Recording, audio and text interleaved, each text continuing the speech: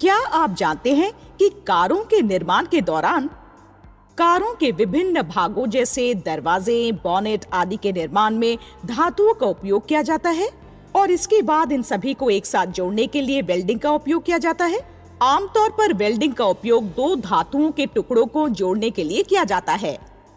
Welding के दौरान उच्च अभिक्रियाशील धातुएं जैसे सोडियम, कैल्शियम और एल्यूमीनियम आदि का उपयोग यौगिकों से इनसे कम अभिक्रियाशील धातुओं को विस्थापित करने के लिए किया जाता है। क्या आपने कभी सोचा है कि किस प्रकार टूटी हुई रेल की पटरियों को ठीक किया जाता है? जर्मनी के वैज्ञानिक हांस गोल्डस्मिथ ने इस सवाल का जवाब खोजा। उन्होंने 1899 की शुरुआत में टूटी हुई पटरियों के लिए थर्माइट अभिक्रिया का उपयोग किया था। ये अभिक्रिया उच्च ऊष्माक्षेपी होती है और इसमें एक उत्पाद के रूप में पिघले हुए आयन का निर्माण होता है, जिसका उपयोग टूटी हुई पटरियों को जोड़ने में किया जाता है। तो रसायन विज्ञान में इस अभिक्रिया के अध्ययन से हमने क्या सीखा है? थर्माइट अभिक्रिया दो मुख्य अवधारणाओं की व्याख्या करती है। पहली, रीडॉक्स अभिक्रिया की अवधारणा और दूसरी, एल्यूमीनियम की उससे कम अभिक्रियाशील तत्वों के ऑक्साइडों में से तत्व को विस्थापित करने की प्रवृत्ति। इससे पहले कि हम इन अवधारणाओं को समझें, चलिए हम अपनी इस काल्पनिक प्रयोगशाला में थर्माइट अभिक्रिया का उपयोग करके देखते हैं। इस अभिक्रिया को व्यवस्थित करने के लिए दो चिकनी मिट्टी के क्रूसिबल की आवश्यकता है, जिन्हें एक स्टैंड के रिंग में लगाया जाता है। प्रत्येक क्रूसिबल में एक जल निकास छिद्र है। एक कागज के टुकड़े को इन छिद्रों को बंद करने के लिए रखा जाता है।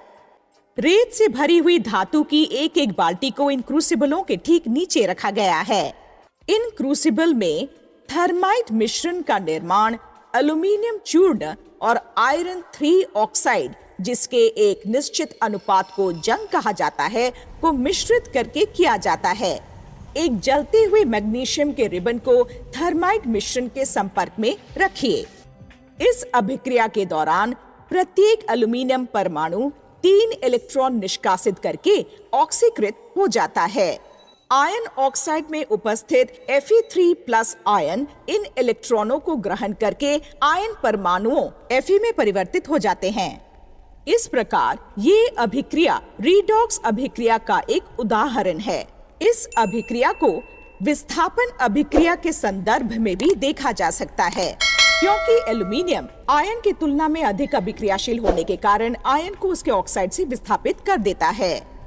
थर्माइट अभिक्रिया के दौरान अधिक मात्रा में ऊर्जा निष्कासित होती है, इसलिए ये एक उच्च ऊष्माक्षेपी अभिक्रिया है। इस अभिक्रिया के दौरान 2500 डिग्री सेल्सियस तापमान रखा जाता है। ये आयन के गलनांक 1530 डिग्री सेल्सियस से भी अधिक है। इस प्रकार निर्मित आयन द्रव्य के रूप में प्राप्त होता है।